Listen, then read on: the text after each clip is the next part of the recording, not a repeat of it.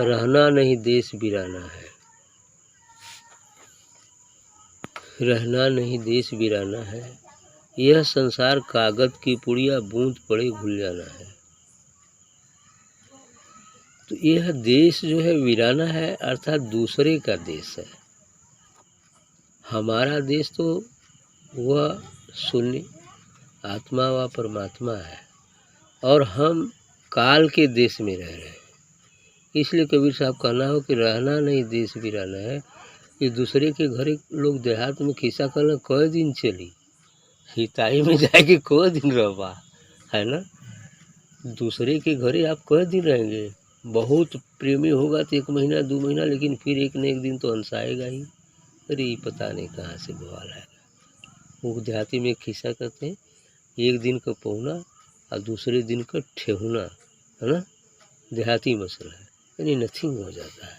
एक दिन तो बड़ा मन में, जहाँ 1 2 दिन 4 दिन बोला, अरे मतलब जा तो ना होगा। ऐसा होता है कि नहीं होता है जी? होता है। यहाँ केतनो ठेहुना पर ठेहुना लगत बा, लेकिन कदम नहीं ऐसे रहो।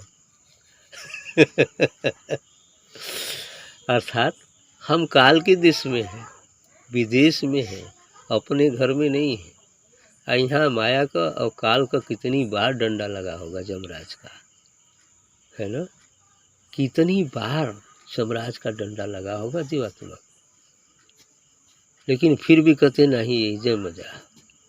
उसी प्रकार है कह दें एग्जाम्पल, जैसे कुत्ता होता है ना, कुत्ता देखे हैं, उसको भूख जब लगती है तो हड्डी, सूखी हड्डी कहीं पा जाता है और भूख के कारण परेशान होकर सूखी हड्डी को चिचोरता है दांत से।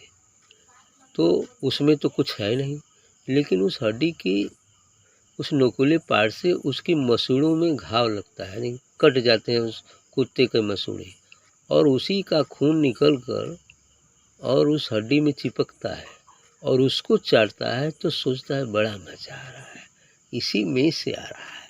क्या सोचता है? इसी में से आ रहा है, इसलिए वो मस्ती में उसको चाटते रहता है। वही हाल संसार की जीवात्माओं की है। ये इसलिए है कि क्या है, ये माया कुछ नहीं है, नथिंग, एक हड्डी ही है। लेकिन उस माया रूपी हड्डी को हम छिछोड़ने में हमारी ही ऊर्जा नष्ट हो रही है, उसका उपभोग करने में हमारी ही ऊर्जा नष्ट हो रही है, होती है। लेकिन हम समझते हैं बड़ा मज़ा आ रहा है। हमारी ही ऊर्जा नष्ट होती है, लेकिन हम समझते हैं बड़ा मज़ा आ रहा है।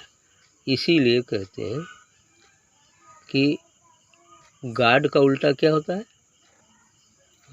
डाग। सीधी सी बात, डाग मने फिर कुत्ता होता है, और उसी को उलट दो तो गार्ड हो जाएगा।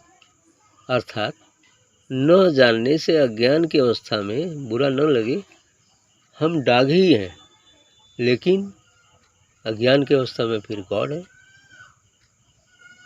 है ना। इस शाब्दिक अर्थ से भी इस बात को संकेत मिलता है। इसलिए कहें, हालांकि इसमें कोई बुरा होने की, नाराज होने की भी बात नहीं है, वास्तविकता तो यही है, लेकिन आप लोग अपने इसलिए कहते हैं, अब समाज में नहीं कहा जाएगा। ये चीज़ें हैं। तो इस बात को कह रहे हैं कि रहना नहीं देश वीराना है। ये वीराना देश है, कब तक रहोगे इसमें?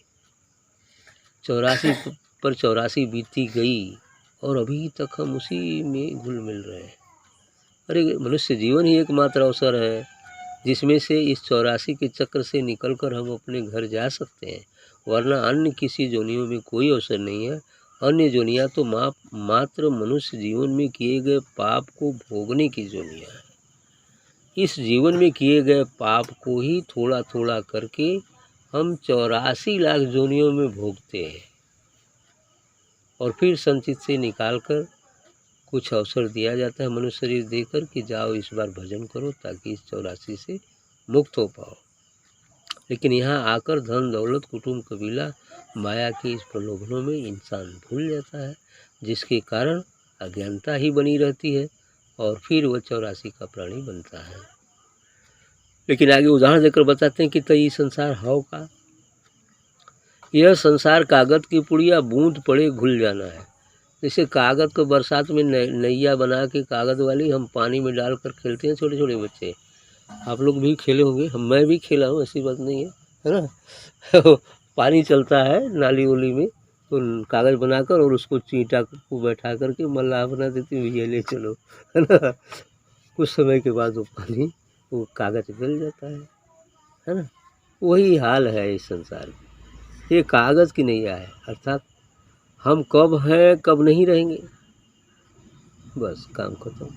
ये ज़िंदगी क्या है, कागज़ की नाव की तरह, अभी दिख रही है, अभी समाप्त हो जाएगी। नियति जो नियत कर रखा है उस समय इसको नष्ट होना ही नष्ट होना है। तो इतने समय के लिए फिर क्या जो है करना है, भजन कर लो, कम से कम जो समय थोड़ा सा मिला है भजन करके अपने स्वरूप को पहचान लो, फिर मन चाहे जितना खेलो कोई बात नहीं। वो क्या बोलते हैं, वो खंभा पकड़ लो, एक खंभा गाड़ के उसको पकड़ लेते हैं, और उसको यदि कहा जाए कि मात्र 1-1.5 फीट के दायरे में अब फुल स्पीड से घूमिए तो क्या आप दौड़ सकते हैं? नहीं दौड़ सकते हैं ना। और यदि कहा जाए खंभा पकड़ के और फिर मन चाहे जितना दौड़ो, जितना स्पीड दौड़ो, तो दौड़ सकते हैं, आराम से दौड़ सकते हैं, है ना। इसी प्रकार से इस संसार में सद्गुरु एक खंभा के सदृश है। उस खंभे को पकड़ लो एक हाथ से, फिर मन चाहे संसार में जितना दौड़ो, कोई दिक्कत नहीं होगा, और न तो तुम गिरोगे। तो सद्गुरु रूपी खंभे को यदि हम पकड़कर मन चाहे जितना संसार में दौड़ेंगे, लेकिन सद्गुरु का ख्याल किए रहेंगे तो कोई गलती नहीं होगा, कोई पाप नहीं होगा, और हमारा काम भी सरलता से हो जाएगा। ये स्थिति है। इसलिए कहा कि यह संसार कागज की पुड़िया, बूंद पड़े घुल जाना है। अभी बूंद पड़ेगी, कागज खत्म, गल के साफ हो जाएगा, बस। और क्या कहा, यह संसार कांट की बाणी, उलझी पुलझी मरी जाना है, उलझ पुलझ मर जाना है। ये संसार कांट का बगीचा है, झरबैल का बगीचा है, चारों तरफ वो झरबैल में यदि कहीं फंस जाए तो जल्दी छूटता नहीं है, उसमें कई सारे छोटे छोटे कांटे होते हैं ना। अब वो एक छोटी बात बोले पकड़ ले दूसरा, है ना। ये संसार यही जो है झरबैल का झाड़ी है, आ केहरो जइबा तो पकड़ ले, उलझ जाई। काम का, क्रोध का, लोभ का, मोह का, राग का, द्वेष का, ये कुल कांटा है, अब बस फंसा ले। तो एहर से बचबा तो एहर फंसा, एहर से बचबा तो एहर फंसा ले, केहरो न केहरो फंसा ले। इसलिए कहा कि यह संसार कांट की बाड़ी है, माने कटीली झाड़ी का बगीचा है, उलझ पुलझ मर जाना, यही में फंस के या मर जाएगा, छूट ना सकता जब तक सद्गुरु के शरण न जीवा। यह संसार झाड़ और झाकर आग लगे बरी जाना है। दूसरी बात कहा कि झाड़ झंखाड़, यदि इसमें आग लगेगी समाप्त हो जाएगा। झाड़ झाकड़, ये शरीर क्या है, झाड़ झाकड़ ही तो है। अभी प्राण निकल जाए, आग लगेगी, खत्म, संसार खत्म हो गया उसके लिए। लेकिन दूसरे शरीर से आएगा, फिर संसार में वो रहेगा। संसार तो तब खत्म होगा जब जीवन रहते इस शरीर को हम मिटा दें, अर्थात शरीर रहते जब हम शरीर नहीं होंगे तो महामृत्यु को प्राप्त होंगे और फिर कभी मरना नहीं होगा। ये स्थिति तो कम लोगों की होती है, सिर्फ संतों की होती है। जैसे राजा जनक को विदेह नाम से संबोधित किया जाता था। राजा जनक को विदेह कहते थे, यानी देह होते हुए भी वो विदेह थे, अर्थात सदैव आत्मा व परमात्मा में ही लीन रहते थे, इसलिए उन्हें विदेह कहा गया। जो भी संत जान जाते हैं सभी विदेही होते हैं। कर्तव्य कर्मों को पूरा करने के लिए कुछ शरीर का सहारा लेना होता है, लेकिन होश पूर्वक, ये बात रहती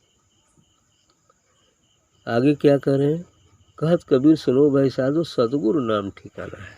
अंतिम बात इन्होंने कहा कि यदि तुम्हारा वास्तविक ठिकाना है और इस झाड़ी से तुम बचना चाहते हो तो सद्गुरु ही नाम, सद्गुरु का नाम ही वह ठिकाना है। सद्गुरु की कृपा से ही हम इस संसार रूपी झाड़ी से छूट सकते, इस विदेश से अपने घर जा सकते, निज स्वरूप को प्राप्त हो सकते।